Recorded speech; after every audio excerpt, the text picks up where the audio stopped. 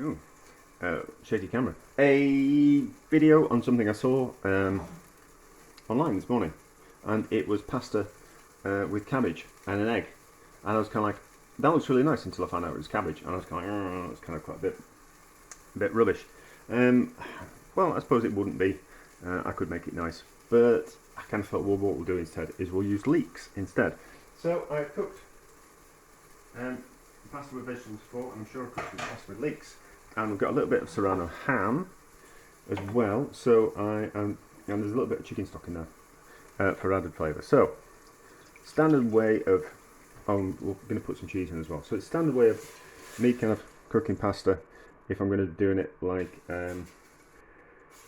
carbonara, cacio e pepe, that type of thing, where we cook the pasta in the pan. Well, we soften the pasta first in a little bit of hot water, and then we cook it in the pan, and so the starch comes out of the pasta and it forms a sauce in the water. It works at home. It's kind of like a restaurant-y thing to do, but you can do it at home if you do it this way, because you don't need like restaurant pasta water type of thing that's completely saturated with starch. You're going to use all the starch that's in the pasta that as is.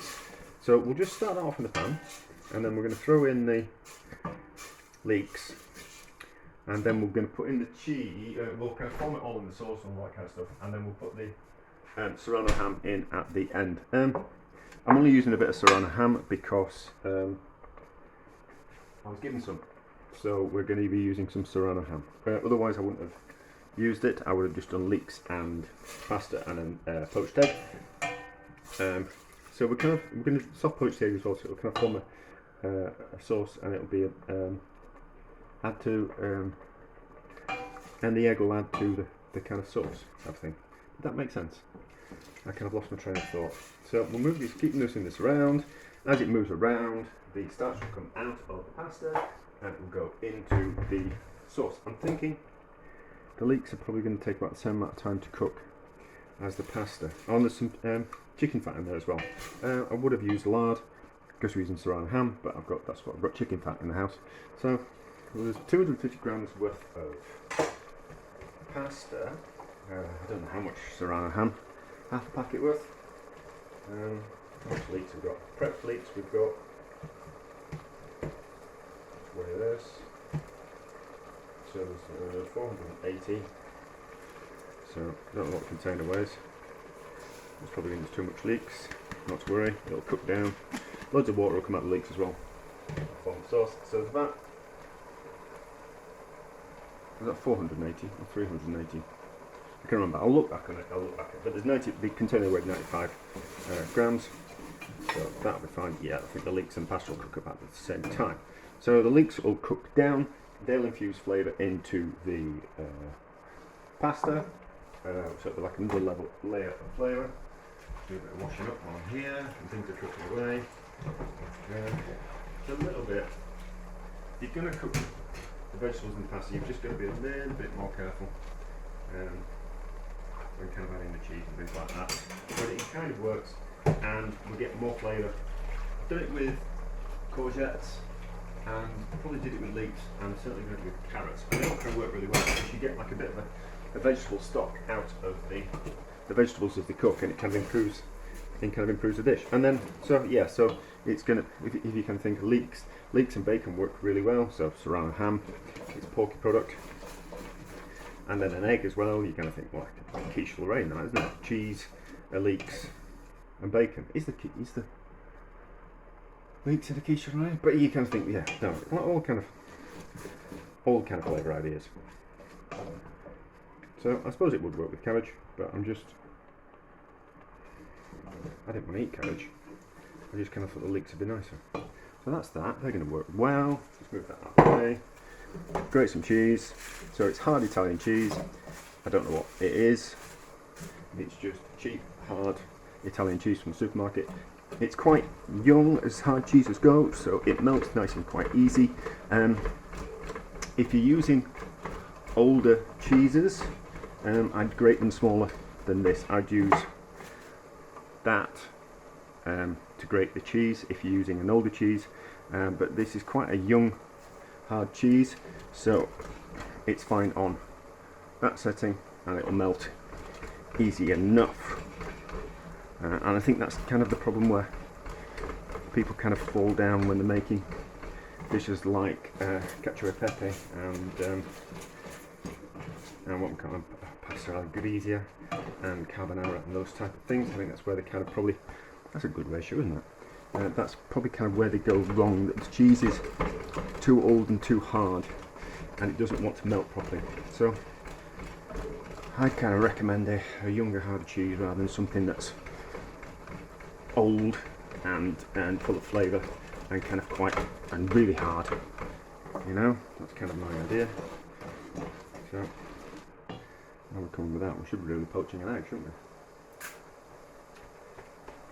Right, I need some salt in there. For definite. Although there's going to be some seasoning in the serrano, and there is going to be some seasoning in the cheese. So that's the water that we soften the pasta in. Just easier to use that. And then on the back, and we'll do a poached egg. Tips for poaching eggs: water and salt and a fresh egg and a rolling boil, not boiling, just like a, not too much movement in it. Ideally a deep pan. Oh, it's a double yolker. Excellent, we've got a double yolker.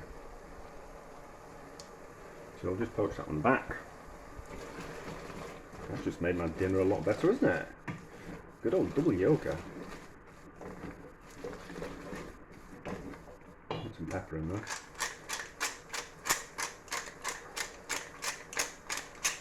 Do you know, I'm always running out of pepper.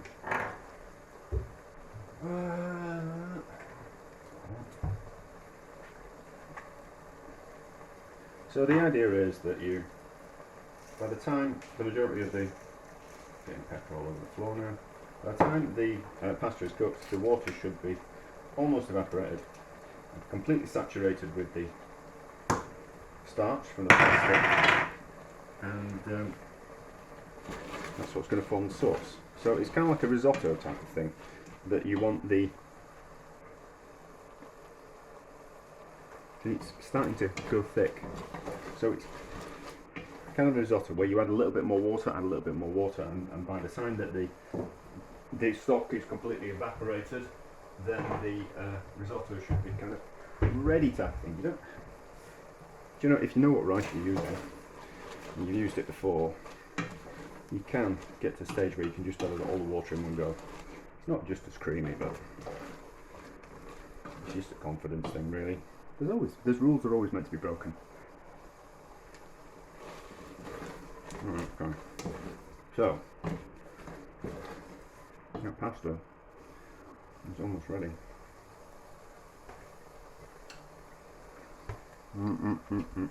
It's a bit more water in. Less of that water will be fine. That out of the way. Quick wash up. Turn that temperature down. Let's have a look at the egg. Egg, 2 minutes for an egg to be ready, something like that. A little bit longer. Turn it off. At the back. Right.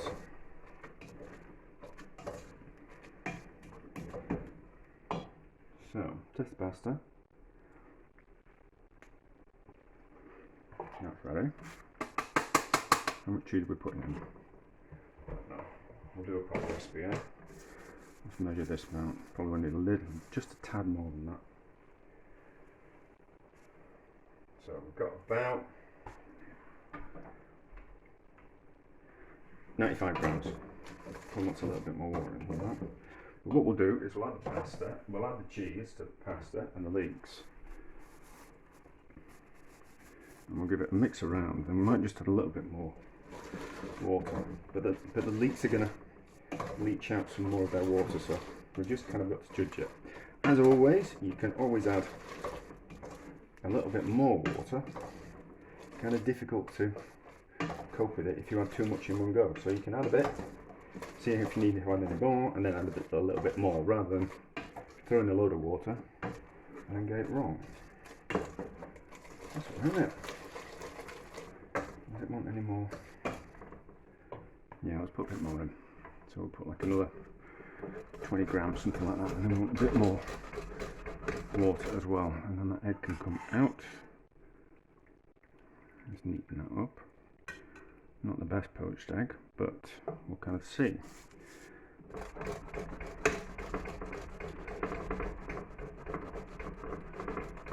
That's that. That's that, another 20 grams worth of cheese. Knock that off.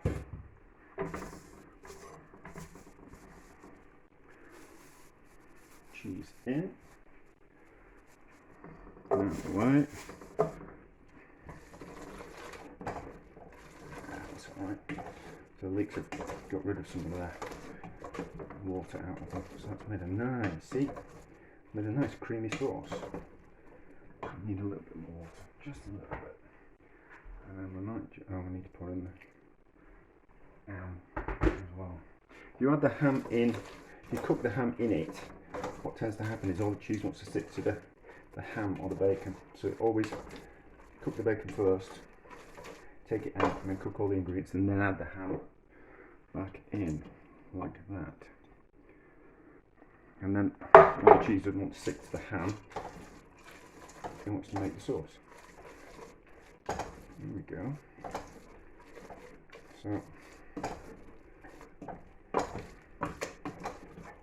right, let's see if we can do the pasta twirl.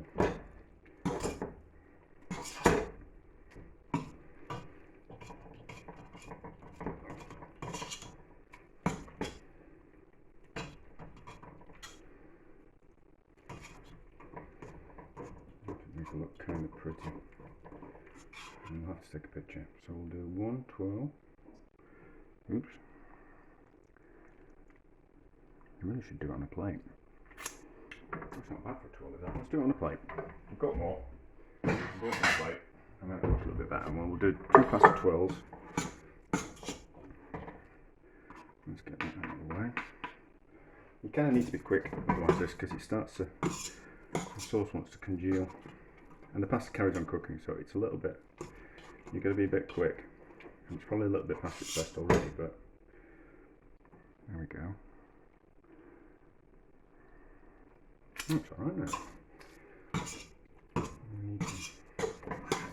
We'll do another one.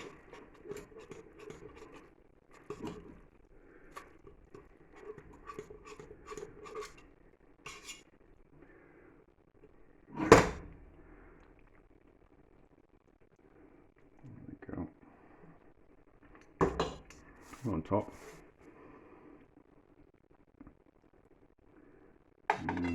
Those yolks are almost over. So, a bit of pepper on top. I'll have to pause the video, so I'm going to take a picture. There we go. The yolk's okay. Just kind of getting just that little bit too far. There we go. Let's taste some of the pan. Not made too much. Sauce is holding up alright now. It's not gone too congealed thick. What's it taste like?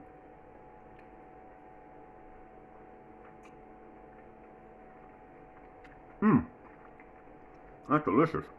There we go. Much better with leeks than cabbage. That's delicious, is that? There we go. That's a winner. Relatively easy and straightforward.